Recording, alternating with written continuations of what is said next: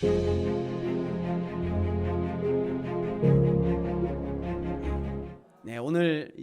오늘 본문 7장 2절부터는 드디어 길게 돌아온 이 바울의 삼천포가 드디어 이제 끝나는 부분입니다. 바울의 삼천포가 어디서부터 시작되었느냐면요, 2장 13절부터 시작되었어요. 2장 13절에 내가 내 형제 디도를 만나지 못함으로 내 심령이 편하지 못하여 그들을 작별하고 마게도냐로 갔다. 이 마게도냐로 갔다, 여기서부터 바울이 이제 삼천포로 빠지기 시작하는 겁니다.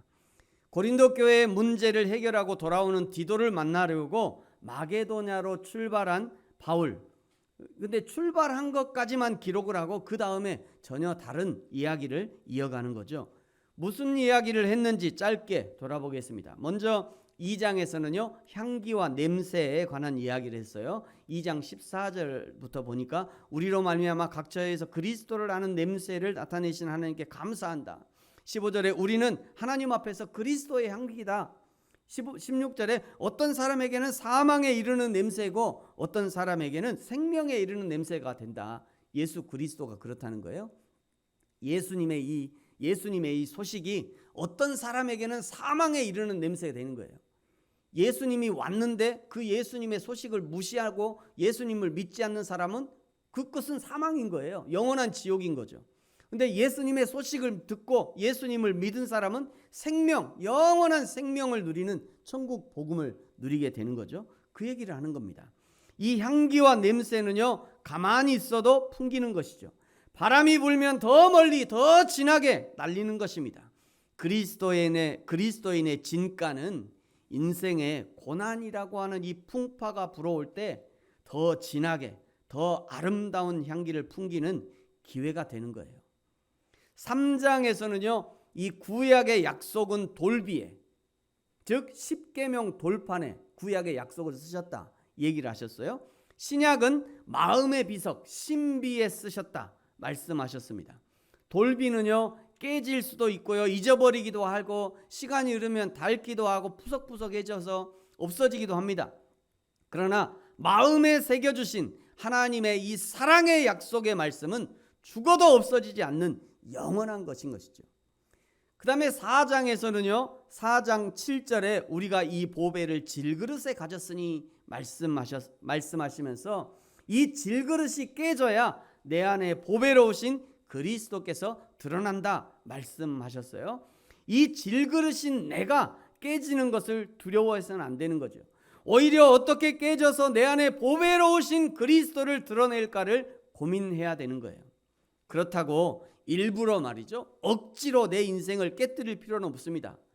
하나님께서 은혜를 주시고 내 안에 내 안에 내주하시는 성령께서 하나님의 은혜와 감동으로 정확하게 무엇을 깨뜨려야 하는지, 어떻게 깨뜨려야 되는지, 언제 얼만큼 깨뜨려야 되는지 알려주시고 인도해 주실 때 우리는 순종함으로 하나님이 원하시는 방법과 원하시는 시기에 믿음으로 깨뜨리면 되는 거예요.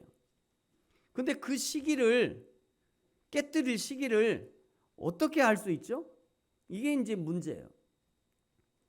분명히 하나님이 깨뜨리라고 하실 건데 이거 언제 깨뜨리냐고, 그 시기를 어떻게 할 수 있냐고요. 하나님이 알려주시는 다양한 방법들이 있습니다만 그것을 분별하는 것은 우리 각자가 해야 되는 거예요. 우리 각자의 상황과 형편, 성품, 믿음의 크기가 다 다르기 때문에 다른 사람이 판단해 주기는 어렵습니다. 꼭 이 다른 사람이 판단해 주면 그때부터 시험에 들어요. 응? 오늘 보니까 하나님이 적금 깨라고 그럽시다. 바로 시험 들잖아요. 그죠? 너 보니까 오늘 기도했더니 하나님이 당신한테 이러이러한 거 깨라고 그래. 깨라고 그럽디다. 이렇게 가려면 바로 시험 들어요. 그러니까 이런 거는요, 우리 각자가 판단해야 되는 거예요. 이게 각자의 믿음의 분량대로, 믿음의 영역 안에서 하나님이 각자에게 필요한 부분을 알려주신다니까요. 그거를 캐치할 수 있어야 돼요. 그 중에서도 하나님이 알려주시는 그 방법 중에 그 중에서도 하나님이 부담이라고 하는 느낌, 감정, 또 이 권면으로 알려주시는 경우가 있습니다. 많은 그리스도인들이 성령의 인도하심에 순종하지 못하는 이유가 무엇입니까? 대부분이 부담스럽기 때문이에요. 그런데 왜 하나님은 부담스러운 권면, 부담스러운 요구를 하실까? 사실은 하나님이 부담스러운 권면을 하고 하나님이 부담스러운 요구를 하는 것이 아닙니다. 하나님은요, 우리가 다 할만하니까 요구하시는 거예요. 마태복음 11장에 보면요, 예수님의 짐과 사람의 짐을 이렇게 비교하고 있어요. 여러분 보이는 분들은 같이 한번 읽어볼까요? 시작. 수고하고 무거운 짐진 자들아 다 내게로 오라. 내가 너희를 쉬게 하리라. 나는 마음이 온유하고 겸손하니 나의 멍에를 메고 내게 배우라. 그리하면 너희 마음이 쉼을 얻으리니 이는 내 멍에는 어떠고요? 내 멍에는 쉽대요. 예수님의 멍에는 쉽대요. 그 다음에 내 짐은 가볍대요. 예수님의 멍에는 쉽고 예수님의 짐은 가볍답니다. 오히려 예수님이 주시는 멍에가 쉽다는 얘기예요. 예수님의 짐이 가볍다는 얘기입니다. 그런데 왜 사람들은 이 예수님의 멍에와 예수님의 짐을 무겁게 생각할까? 사실은 나의 믿음의 수준이 예수님의 그 가벼운 멍에 하나도 부담스럽게 생각할 정도로 나의 믿음의 신앙이 약해져 있다는 증거인 거예요.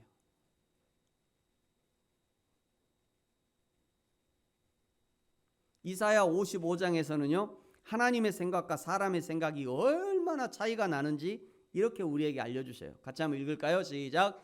이는 내 생각이 너희의 생각과 다르며 내 길은 너희의 길과 다름이니라. 여호와의 말씀이니라. 이는 하늘이 땅보다 높음 같이 내 길은 너희 길보다 높으며 내 생각은 너희의 생각보다 높음이니라. 아멘. 그래서 사람이 순종하기가 쉽지 않은 거예요. 늘 바닥에 있는 나에게 높으신 하나님의 생각을 말씀하시니 나는 늘 부담스러울 수밖에 없는 거죠. 방법은 하나밖에 없어요. 그래서 순종하라는 거예요. 그래서 이 높으신 하나님의 생각을 내 인생에 실현시키는 방법이 나는 부담스럽지만 그러나 주님 말씀하시니 내가 순종하겠습니다 라고 하는 거예요. 그것을 베드로가 잘 보여주죠. 누가복음 5장에 이렇게 말씀해요. 같이 읽어볼까요? 시작. 말씀을 마치시고 시몬에게 이르시되 깊은 데로 가서 그물을 내려 고기를 잡으라. 시몬이 대답하여 이르되 선생님 우리들이 밤이 새도록 수고하였으되 잡은 것이 없지만은 말씀에 의지하여 내가 그물을 내리리다 하고 베드로의 생각, 베드로의 경험, 베드로의 지식으로는 예수님의 말씀처럼 깊은데 그물을 내리는 것은 상식으로 맞지 않아요. 그럼에도 불구하고 예수님이 말씀하시니 그 말씀에 의지하여 깊은데 그물을 내려보겠다는 거예요. 이 결과가 어떻습니까? 6절에 이렇게 말씀해요. 같이 읽을까요? 시작. 그렇게 하니 고기를 잡은 것이 심히 많아 그물이 찢어지는지라. 아멘. 우리 대부분은요 고기를 심히 많이 잡아 그물이 찢어지는 것을 소망하지만 그러나 그 전에 말씀에 의지하여 깊은데 그물을 내리는 것은 그것이 부담스럽고 자기 생각이 안 될 것 같고 거기는 고기가 없을 것 같고 내가 해봤고 다른 사람들이 그렇게 하다가 실패하는 것을 봤고 그래서 절대 실행하지 않는다는 거예요. 하나님의 성령이 깊은 데로 그물을 던지라 해도 절대로 그렇게 못해요. 그러니 목사가 권면한들 그거 하겠어요? 하나님의 성령이 권면해도 안 하는데 목사가 그거 권면한다고 하겠냐고요.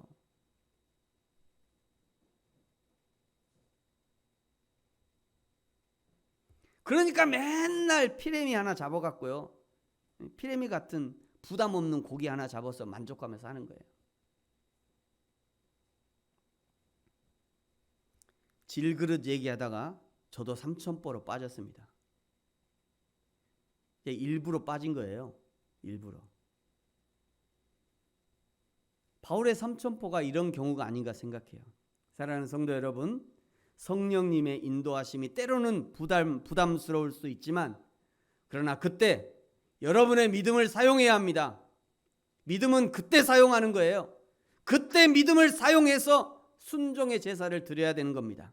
그리하면 그물이 찢어지도록 고기를 잡는 은혜를 맛보게 될 거예요.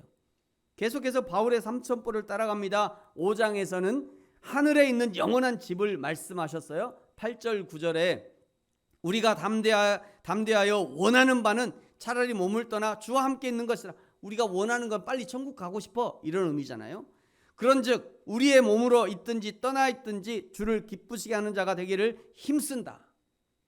그러면서 5장 17절에 그런즉 누구든지 그리스도 안에 있으면 새로운 피조물이라. 이전 것은 지나갔으니 보라 새 것이 되었도다. 새로운 피조물 된 우리에게는 새로운 삶의 방식을 요구한다 말씀하셨죠.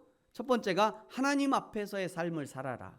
두 번째가 그리스도의 사랑으로 살아라. 세 번째가 화목을 위해 살아라. 이런 메시지를 주셨어요. 그리고 지난주에 제6장에서는 바울의 사도권을 의심하는 성도들에게 바울이 어떤 삶을 살았었는지를 소개하면서 성도들에게도 예수 그리스도를 위한 삶으로 초대했습니다. 그러면서 7장 1절에 이렇게 얘기했죠. 같이 읽겠습니다. 시작. 그런즉 사랑하는 자들아, 이 약속을 가진 우리는 하나님을 두려워하는 가운데서 거룩함을 온전히 이루어 육과 영의 온갖 더러운 것에서 자신을 깨끗하게 하라. 아멘. 육과 영의 온갖 더러운 것에서 자신을 깨끗하게 하라 권면하셨습니다. 요즘 새벽에 잠언을 한 장씩 읽으면서 새벽 예배 하는데 잠언에 등장하는 이 게으른 사람이 있어요. 게으른 사람은 뭐라고 그러냐면요, 야, 밖에 나가면 사자가 있어서 내가 물려 죽을 것 같으니까 나는 방 안에 가만히 있을 거야. 밖에 나가면 사자가 있어서 죽을 것 같아. 그래서 나는 밖에 안 나간대요. 가만히 방 안에 가만히 앉아 있으면 안전하고요, 때도 묻지 않고요, 아무런 일도 일어나지 않습니다. 그러나 하나님이 원하시는 깨끗함은 그런 깨끗함이 아니에요. 하나님이 원하시는 깨끗함은 피 흘리는 깨끗함입니다. 여러분 잘 들으셔야 돼요. 하나님이 원하시는 깨끗함은 피 흘리는 깨끗함이에요. 하나님이 원하시는 깨끗함은 땀과 먼지로 범벅된 부지런한 깨끗함이에요. 하나님이 원하시는 깨끗함은 하나님의 나라와 하나님의 교회와 성도들을 위해서 나를 희생하면서 드디어 얻어지는 정결함을 원하시는 거예요. 이렇게 2장 13절부터 시작된, 그래서 오늘 7장 4절까지 바울이 삼천포에 빠진 이유가 도대체 뭐냐? 바울이 디도를 만나서 공식적으로 보고를 듣기 전에 이미 미리 소문으로 들은 고린도 교회의 회개와 변화에 대해서 미리 듣고 너무도 기쁜 마음으로 이 고린도 교회에 주고 싶은 선물을 미리 풀어서 공개한 것이다 라고 할 수 있어요. 이 삼천포에 살짝 빠져서 내가 앞으로 너에게 줄 거 선물 살짝 보여준 거예요. 미리. 죄송한데요, 제가 이 바울의 삼천포를 이렇게 해석하는 것은 다른 분들이 이렇게 해석 안 하더라고요. 내가 혹시 이렇게 해석하는 분이 있나 뭐 무지하게 찾아봤는데 바울의 삼천포까지는 해석하는데 왜 이렇게 바울이 왜 삼천포에 갔다 왔나, 그 이유는 잘 해석 안 해요. 아주 신박한 해석이든지 매우 위험한 해석이든지 둘 중에 하나일 거예요. 여러분 알아서 들으세요. 근데 저는 자꾸 저런 마음이 들어요. 이 부분을 읽을 때 바울이 주고 싶은 게 있었는데 그거 미리 살짝 보여줬구나. 이제 조 목사님이 상당히 위험하게 해석한다 하면은 잊어먹으세요. 거기는 이 부분은. 자, 이제 다시 마게도냐로 향하는 바울로 돌아옵니다. 오늘 본문 7장 2절부터 4절까지는 고린도 성도들을 향한 변치 않는 바울의 마음을 보여줘요. 2절을 보세요. 마음으로 우리를 영접하라. 우리는 아무에게도 불의를 행하지 않고 아무에게도 해롭지 않고 아무에게도 속여 빼앗은 일이 없노라. 여기 마음으로 우리를 영접하라, 이 단어는요, 헬라어에는 뭐라고 되냐면 코레오 이렇게 돼 있어요. 코레오. 이거는 지나가다 들어가다 영접하다라는 단어이거든요. 그냥 우리를 영접하라 이렇게 단순하게 번역해도 괜찮은 단어를 우리 개역개정 성경을 번역하신 분들은 마음으로 우리를 영접하라 이렇게 풀어서 번역을 해뒀어요. 이 적어도 개역개정 성경을 번역하신 이 번역가들은 누군가를 영접하는 문제는 단순하게 그 사람이 오고 이쪽에서 인사하고 악수하고 이런 단순한 문제가 아니라고 본 것이죠. 영접의 문제는 얼굴과 얼굴을 보고 인사하는 것보다 더 먼저 마음의 문제라는 것을 인식한 거예요. 오늘 저와 여러분이 한 교회에 모여 서로 사랑합니다, 감사합니다, 축복합니다 이렇게 인사를 나눈 것은 입술로 말을 하면서도 고개 까딱하는 문제보다 더 먼저 마음의 인사가 있다는 것을 저와 여러분이 알아야 돼요. 제가 오늘 찬양 앞에서 찬양하고 있는데 우리 현진이가 들어오면서 인사를 하더라고요. 눈으로. 이미 우리는 껴안았어요. 이미 우리는 껴안았고 이미 반가워서 하이파이브 했고 이미 이게 마음으로 인사하는 거죠. 그냥 네, 안녕하세요. 네, 사랑합니다. 감사합니다. 축복합니다. 이렇게 하고 일주일 동안 잊어먹은 게 아니라 마음이 먼저 중요해요. 마음이.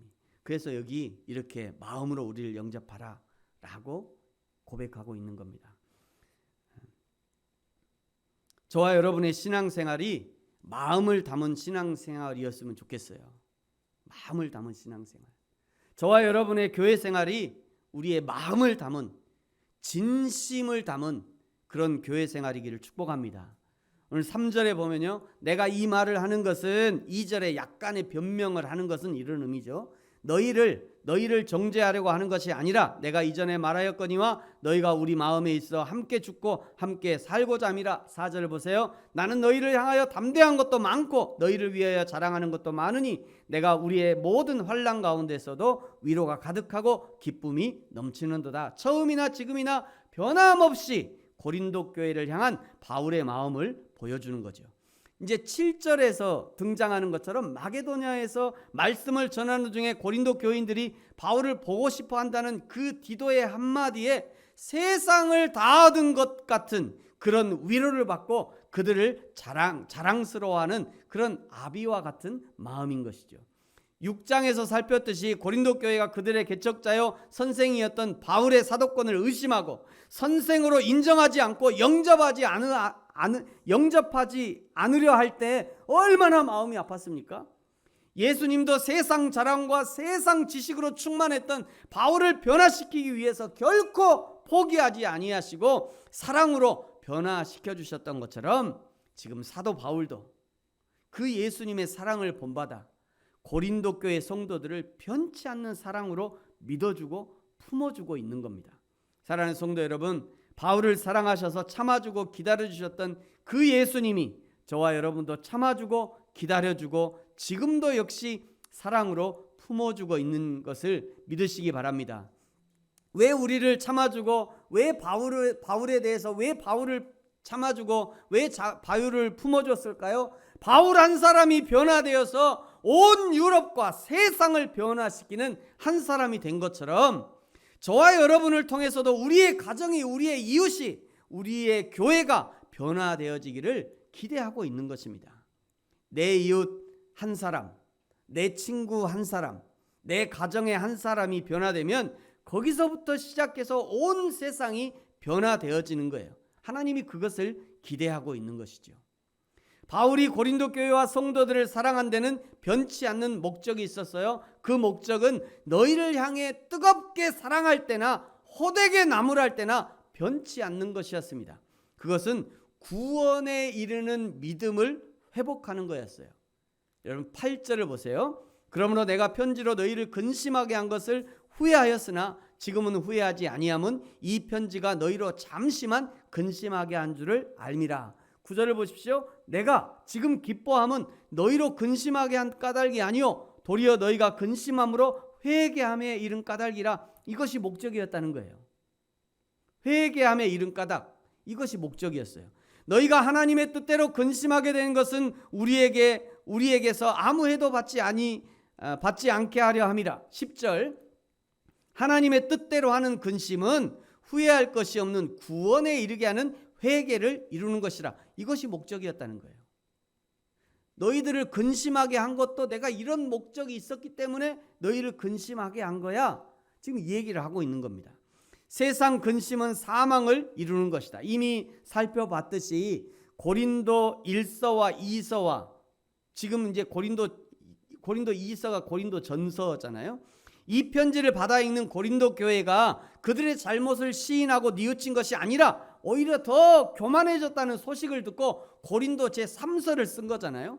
고린도 3서에는요 바울의 분노의 감정이 담긴 편지로 고린도 교인들을 책망하고 당시에 침투해 있던 사단의 일꾼들을 책망한 내용들이 들어있었습니다. 아마 그래서 고린도 3서를 지금까지도 찾지 못하도록 하나님이 감추신 거예요. 얼마나 무섭게 기록되어 있는지. 하나님이 너희를 저주할 거야. 지옥 불이 너희들을 삼킬 거야. 지금 당장 하나님의 불이 내릴 거야. 막 성경만 읽어도 깜짝깜짝 놀랄 정도로 그런 편지였다는 거예요. 그래서 하나님이 야 이거 너무했다. 좀 세다. 너무 세다. 그래서 하나님이 이렇게 감춰놓은 거예요. 고린도 3서 지금도 못 찾았어요. 고린도 3서는. 그래도 바울은 후회가 없대요. 단순히 분노와 미움의 감정을 쏟아내는 것이 아니라 지식이 잘 전달되길 자식이 잘 되기를 바라는 부모의 마음으로 질책한 것임을 의심할 여지가 없기 때문이에요. 엄한 질책의 편지로 고린도 성도들은 바울과 다시 하나가 되었고 바울의 열심과 사모함과 의분에 동참하게 되었던 거죠. 바울을 향한 그들의 진심을 보여주었던 거죠. 칭찬이든 비판이든 질책이든 격려든 우리가 무슨 목적으로 그렇게 하는지가 중요한 거죠. 하나님은 그 마음의 속뜻을 잘 알고 계시기 때문입니다. 10절에 말씀하시는 여기 하나님의 뜻대로 하는 근심은 구체적으로 무엇을 가리키냐? 이것은요 자기의 행위가 하나님의 뜻을 분별하고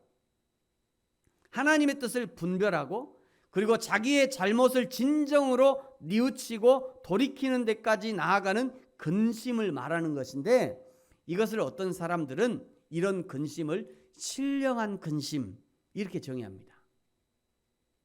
신령한 근심. 자기 인생 가운데 하나님의 뜻을 분별하기 위해서 근심하는 거예요. 내 영혼이 쇠하도록, 다윗이 그렇게 고백하잖아요. 내 영혼이 쇠하게 됐다.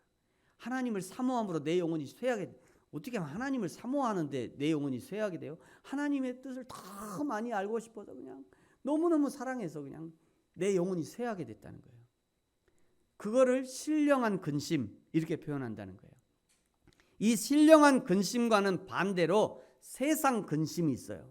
세상 근심은 분노하고 원한을 품으며 자기를 정당화시키기 위해 애쓰는 근심이죠. 근심의 결과는 낙담하고 좌절에 빠져서 자기 파괴적인 상황으로 발전하게 되는 거죠. 여러분, 이삭의 아들 에서는 자기의 배고픔을 달래기 위해서 장자의 명분을 팔면서도 아무런 죄책감을 느끼지 못했습니다. 그래서 히브리서 12장 7절에 보면요, 나중에 그 아버지 이삭에게 축복을 받으려고 눈물을 흘렸지만 회개할 기회를 얻지 못했대요. 그러나 에서와 다른 사람이 있죠. 다윗입니다. 다윗은요, 자기의 충직한 신하 우리아의 아내를 범한 후에 나단 선지자의 지적을 받자 어떻게 회개했냐면요, 밤마다 눈물로 침상을 띄울 정도로 회개했어요. 그리고 하나님의 용서를 받게 되죠. 똑같이 하나님을 배반했던 가룟 유다와 베드로를 기억하실 겁니다. 유다는요, 예수님을 배반하기 전에 여러 번 회개할 기회가 있었으나 끝까지 회개의 기회를 얻지 못했던 반면, 아니요, 사실은 회개의 기회를 얻지 못한 것이 아니라 자기 스스로 회개할 기회가 여러 번 있었습니다만 걷어차버린 거죠. 여러 번 예수님이 지금 나하고 손이 같이 있는 그 사람이 나를 배반한다. 지금 나하고 같이 떡반죽 그릇에 있는 너다. 자기가 넣거든. 그럼 거기서 회개해야지. 회개 안 해요. 끝까지 회개 안 하고 뽕나무에 목을 걸죠. 이게 뭐예요? 나 죽어도 회개 안 한다. 이게 얼마나 교만하냐. 난 죽어도 회개 안 해.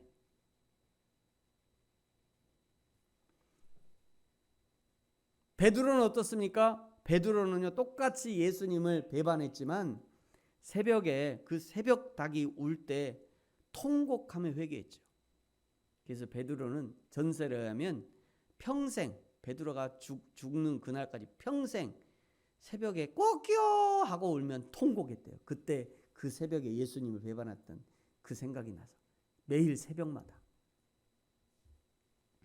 고린도 교회들은 완악한 마음, 고린도 교인들은요, 완악한 마음, 굳어진 마음을 돌이켜서 회개한 거죠. 그들은 바울의 편지를 받고 회개했고, 디도의 말씀, 디도의 이 편지에 대한 설명을 듣고 자신들의 잘못을 깨달아 알게 된 것이고, 그리고 거짓 사도들로부터 돌아서서 하나님께로 향하게 된 것입니다. 고린도 교인들의 회개의 모습을 바울이 편지에서 아주 힌트처럼 기록해 두었죠. 11절 상반절에 보니까 하나님의 뜻대로 하게 된 근심이, 너희가 하나님의 뜻대로 근심하게 됐대요. 11절 하반절에 너희가 그 일에 대하여 일체 너희 자신의 깨끗함을 나타내었다. 13절에도요, 우리가 위로를 받았다. 그리고 이제 우리가 안심하게 되었다. 이렇게 얘기합니다. 고린도 교인들의 회개의 모습을 통해서 그들 안에 구원에 합당한 은혜가 있음을 보여준 거죠. 뿐만 아니라 고린도 성도들은 디도 편에 바울을 향한 변치 않는 마음을 보여줬어요. 그로 인해 바울의 신뢰 역시 더욱 깊어지게 되었죠. 15절에 보세요. 그가 너희 모든 사람들이 두려움과 떨므로 자기를 영접하여 순종한 것을 생각하고 너희를 향하여 그의 심정이 더욱 깊어졌다. 더 신뢰하게 됐다는 거죠.